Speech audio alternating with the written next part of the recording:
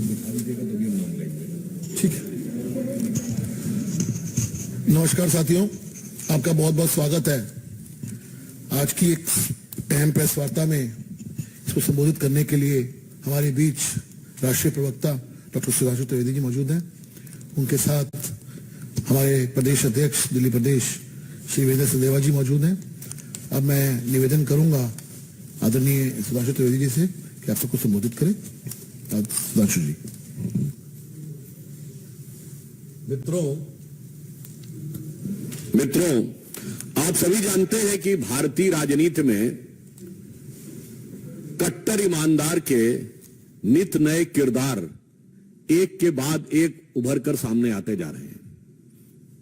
आपने देखा कि पहले शराब के कारोबार में उनका किरदार दिखा, फिर बिजली के व्यापार में उनका किरदार दिखा, फिर अदालत के अंदर, और फिर भ्रष्टाचारियों के साथ सरोकार में भी दिखा। अब एक नए प्रकार का किरदार उनका दिख रहा है, जिसमें अपने सिपह सलारों को, अपने पार्टी के कार्यकर्ताओं को सरकारी तनख्वाह पर नियुक्त करना और उनसे सरकारी पद पर रहते हुए पार्टी का काम करवाना। देखिए, दोनों में अंतर है। कोई व्यक्ति यदि कभी पार्टी का कार्यकर्ता रहा हो वो अलग विषय है, परंतु पद पर रहते हुए वो विधिवत काम करे पार्टी का, अरविंद केजरीवाल जी के व्यक्तिगत राजनैतिक कार्य का, कई जगहों पे उनके व्यक्तिगत निजी स्टाफ का, ये एक नया स्वरूप सामने आ रहा है। आप सबने वो कहावत सुनी होगी कि आप बांटे रेवड़ी और मुड़मुड़ अपने को दे, पर यहां तो जनता को तो ये कहा कि चंद 100 रुपए की कुछ सहूलियत देंगे, एक आध हजार की सहूलियत देंगे, बदले में अपने लिए करोड़ों का शीश महल भी बनवाएंगे और सिपह सलारों को लाखों रुपए भी दिलवाएंगे। यानी बात तो करेंगे, अपनों को रेवड़ी नहीं, अपनों को तो रबड़ी खिलवाएंगे। एक कहावत आपने सुनी होगी ना, माले मुफ्त दिले बेरहम। पर ये सरकार की आय को जिस रूप में प्रयोग करते हैं, उन पर यह कहावत एकदम चरितार्थ होती है कि माले मुफ्त दिले बेरहम। और आगे एक पंक्ति में अपनी तरफ से जोड़ता हूं, जो आम आदमी पार्टी के और केजरीवाल जी के इस नए किरदार पे एकदम उपयुक्त लगती है। माले मुफ्त दिले बेरहम और अपनों पे करम। सब अपने लोगों के लिए लुटाना। ऐसे कई एक उदाहरण हैं। कई जगहों पर तो जानकारी ये भी लगी है कि उनके लोगों ने अपने सोशल मीडिया अकाउंट डिलीट करने शुरू कर दिए हैं, क्योंकि वो सीधे दिख रहा था कि वो पार्टी का काम कर रहे हैं सरकारी पैसा लेके। अब इस विषय पे कई ऐसी जानकारियां लगी हैं, जैसे एक श्री राम कुमार झा हैं जो उनके निजी स्टाफ में काम कर रहे हैं। अभी जब उनके घर का विषय आया था तो पत्रकारों के साथ उलझते हुए इनकी फोटो भी अवेलेबल है, और यह सरकार से सैलरी ड्रॉ कर रहे हैं। एक निशा सिंह जी हैं जो एसोसिएट फेलो हैं, इनके ऊपर तो शायद एक मुकदमा भी है जिसमें प्रक्रिया चल रही है, और शायद चार्जशीटेड भी हैं। वो ये भी विधिवत सरकारी काम करते हुए पार्टी का काम कर रहे हैं। इन सब के डॉक्यूमेंट्री एविडेंस अवेलेबल है कि ये सोशल मीडिया पे आम आदमी पार्टी का ही काम कर रहे हैं। इसके बाद अंचल बाबा जी हैं, ये उनके सिटिंग विधायक की धर्मपत्नी है। विधिवत पार्टी का काम हो रहा है और सरकार की तनख्वाह है। इसके उपरांत एक श्री अक्षय मल्होत्रा जी हैं, वो भी उनके निजी स्टाफ में हैं, शायद कुछ और चलाने का काम करते हैं। मतलब शायद ऐसी जानकारी है कि उनका वाहन भी चलाते हैं और सोशल मीडिया के अकाउंट का भी कुछ काम करते हैं।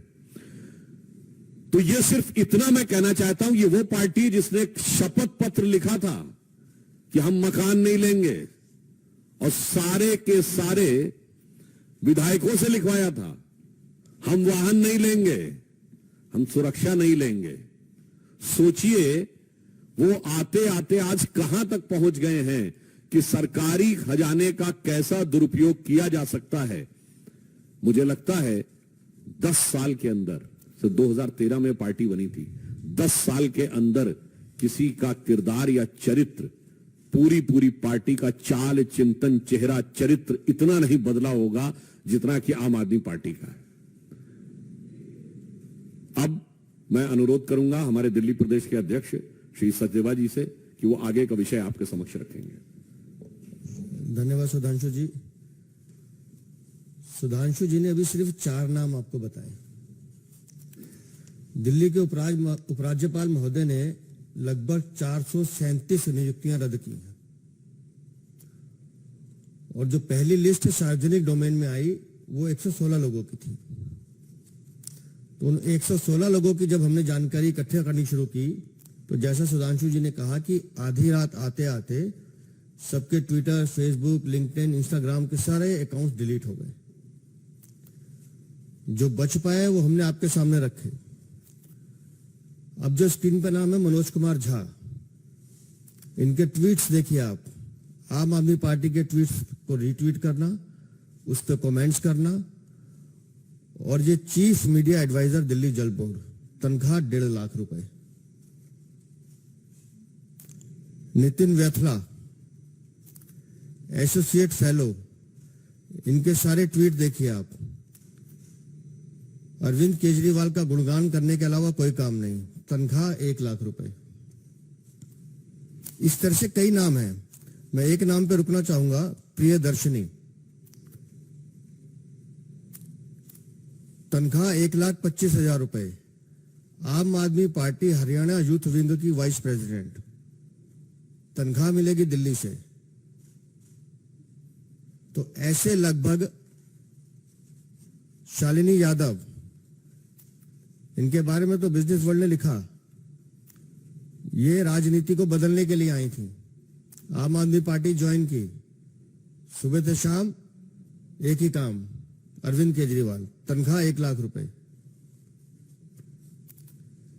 ऐसे लगभग ये 42-45 नाम हमने आपके सामने रखे हैं।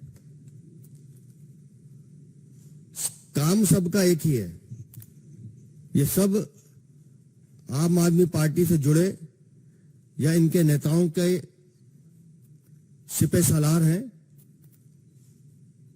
जिनको एक ही काम दिया गया कि कैसे दिल्ली में आपने आम आदमी पार्टी का सोशल मीडिया, आम आदमी पार्टी का काम कैसे बढ़ाना है।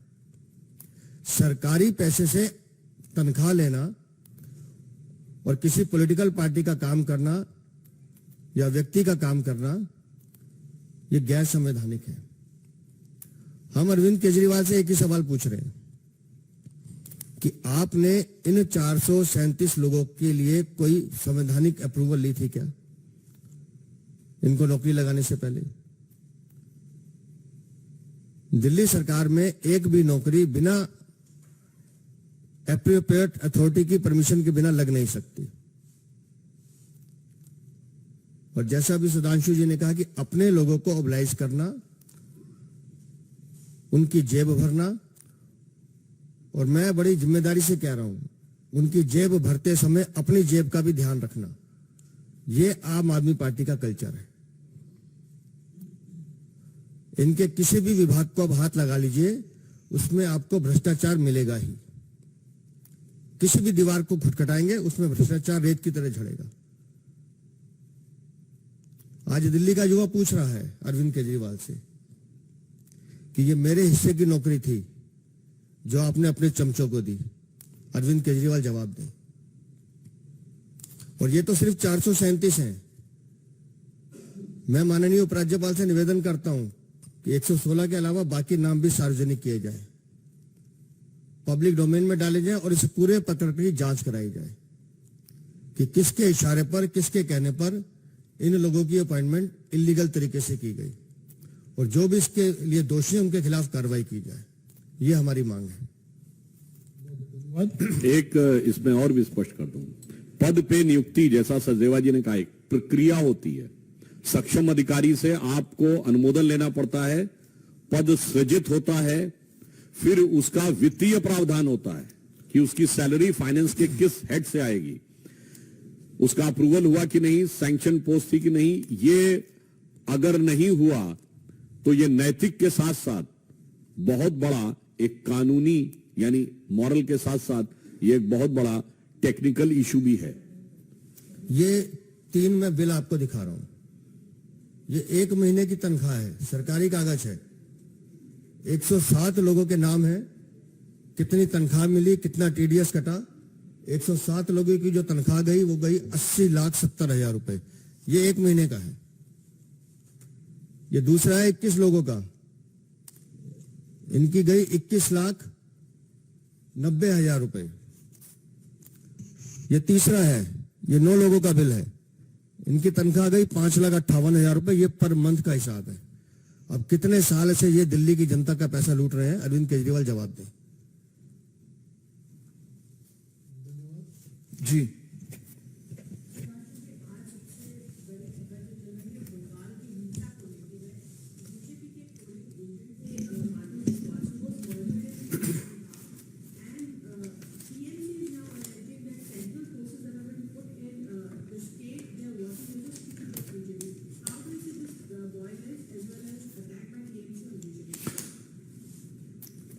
चुनाव लोकतंत्र के हृदय की गति माने जाते हैं, परंतु बंगाल में कुछ कुछ वैसा ही हो रहा है जैसा 90 के दशक में बिहार में हुआ करता था।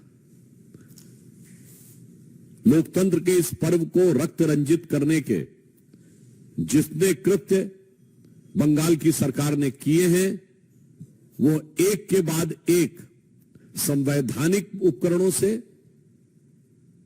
एक्सपोज होते जा रहे हैं। यदि यह तृणमूल की सरकार यह बात कहती है तो यह निर्णय तो न्यायालय ने लिया है। न्यायालय ने बहुत स्पष्ट शब्दों में कहा है कि जब राज्य के चुनाव आयोग ने ही डिमांड की थी फोर्सेस की, तो वो कैसे कह सकते हैं कि फोर्सेस नहीं आने चाहिए, और कौन सा फोर्स आना चाहिए यह चुनाव आयोग का अधिकार नहीं था।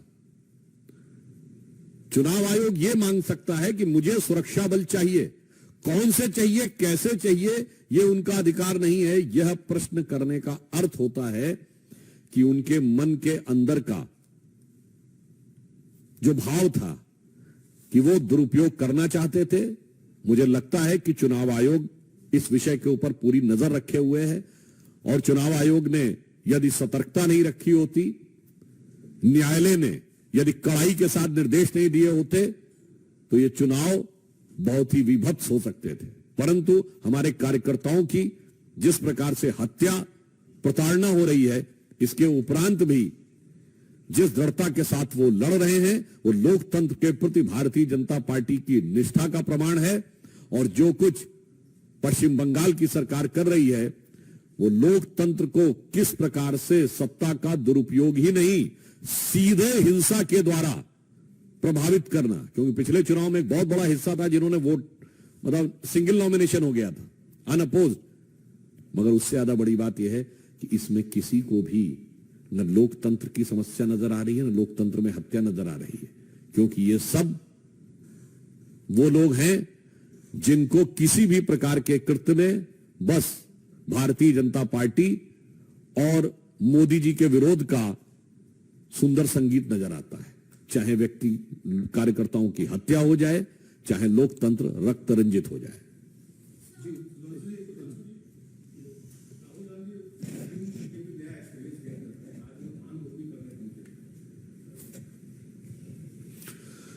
देखिए, ये उनका एक निजी विचार है। वो जो भी कार्य करने के लिए पहुंचे, आपको पता है कि राहुल गांधी जी निवर्तमान सांसद कांग्रेस वालों के लिए बहुत सम्माननीय है, अभिनंदनीय है, यद्यपि न्यायालय की दृष्टि में वो निंदनीय है। आज राजनीतिक दृष्टि से वो दयनीय स्थिति में आ गए हैं। परंतु मैं एक बात पूछना चाहता हूं, यदि उनके मन में किसानों के प्रति वास्तविकता में इतनी हमदर्दी है, तो जिस राज्य से वो सांसद थे वहां पर उन्होंने वो कानून क्यों नहीं लागू करवाए? यानी जिसको आप तथाकथित काला कानून कहते थे, वो तो केरल में लागू है, वहां क्यों नहीं प्रश्न उठाते हैं? यह दर्शाता है कि किसानों के हित के लिए वास्तविकता में आपके मन में क्या है। और वैसे भी अनेक मौकों के ऊपर आपने देखा होगा, उन्होंने कई प्रकार के अच्छे भाव भंगिमाएं दी हैं। अभी आपने देखा था वो यात्रा की समाप्ति के ऊपर कश्मीर में बर्फ खेलते हुए, फिर उन्होंने उसके बाद कहा कि यहां पे कानून व्यवस्था समाप्त है। आपको याद हो, संसद के अंदर भी प्रधानमंत्री जी के गले पड़ने के बाद उन्होंने अपनी एक जो कुछ इशारा किया था, तो मुझे लगता है कि राहुल गांधी जी के जो भी आचरण है, इसमें हकीकत कम और फसाना अधिक नजर आता है। नीरज जी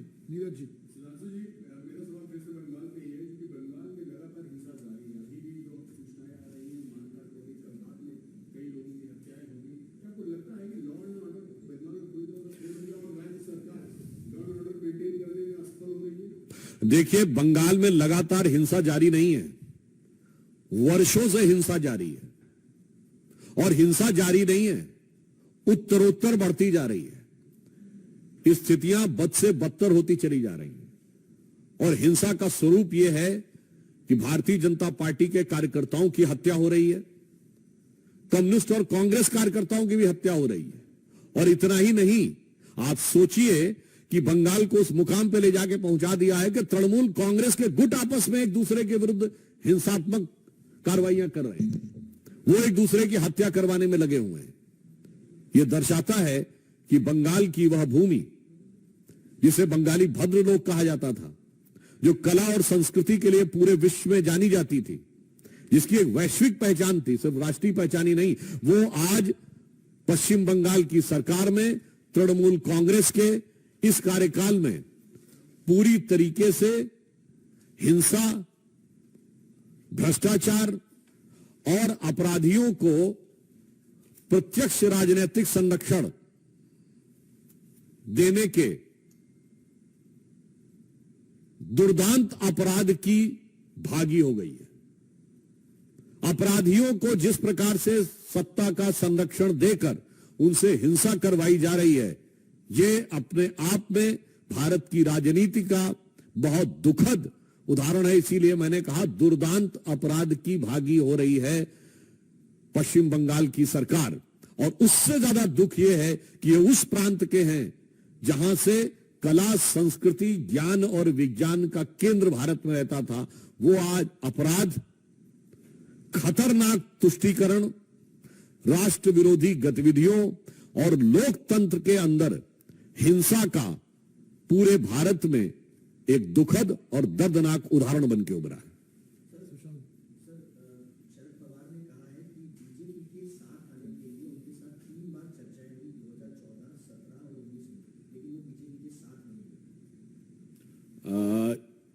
आप जो बात कह रहे हैं, उनकी परिस्थिति अब यह है कि उन्हें यह चीज बाहर बताने की जरूरत नहीं है, अपनी पार्टी के अंदर समझाने का प्रयास करें और वो समझा ले जाएं तो ज्यादा बेहतर है। नितांत अंदरूनी मामला है उनका, अंदरूनी मामला क्या, पारिवारिक मामला है। तो मुझे लगता है कि जो कुछ परिस्थिति एनसीपी में, इससे पूर्व शिवसेना में हुई है, उसका मूल कारण यह है कि हमारे यहां पार्टी को परिवार माना जाता है और वो लोग परिवार को पार्टी मानने लगते हैं। इस कारण यह परिस्थितियां उत्पन्न होती है। Last question.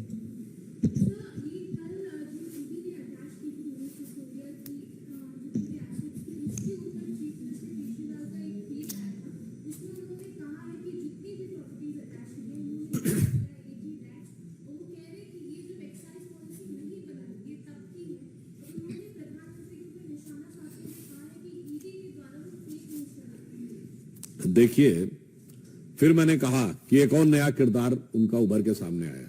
मतलब अब वो भ्रष्टाचार में जांच एजेंसियों ने उनके नेताओं की जो संपत्तियां सामने रखी, उसे मना तो नहीं कर पा रहे हैं। अब ये कह रहे हैं कि उसकी लागत इतनी नहीं इतनी थी, और ये एक्साइज पॉलिसी से पहले की थी। मतलब कहीं ना कहीं लगता है वो इशारा कर रहे हैं कि शायद एक्साइज पॉलिसी में तो भ्रष्टाचार हुआ, ये तो माना जा सकता है, और ये तो पहले की है। तो मैं मानता हूं कि ये प्रकारांतर से शराब नीति के ऊपर भ्रष्टाचार होने की उनकी स्वीकारोक्ति है।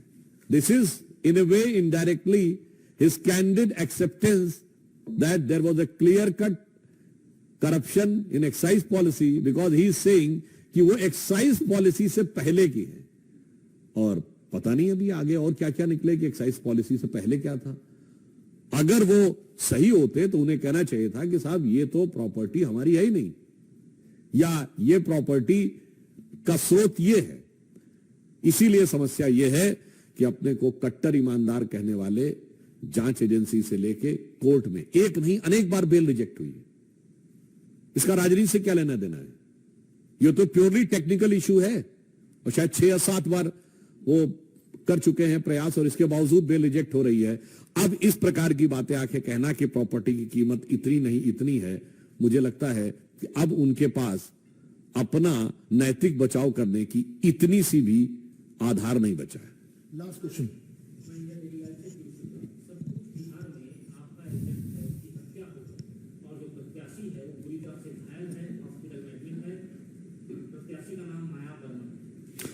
देखिए, इस समय चूंकि चुनाव की प्रक्रिया वहां पर चल रही है, तो चुनाव आयोग के अधिकार में सारी व्यवस्था है।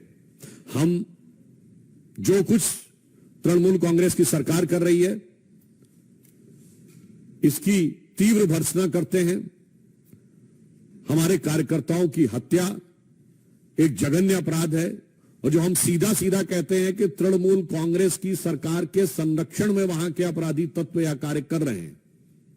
और हम चुनाव आयोग से यह अनुरोध करते हैं कि वो इस घटनाक्रम को देखे और संविधान प्रदत्त शक्तियों के अनुसार उसकी उपयुक्त और प्रभावी कार्रवाई सुनिश्चित करें। धन्यवाद, बहुत बहुत धन्यवाद।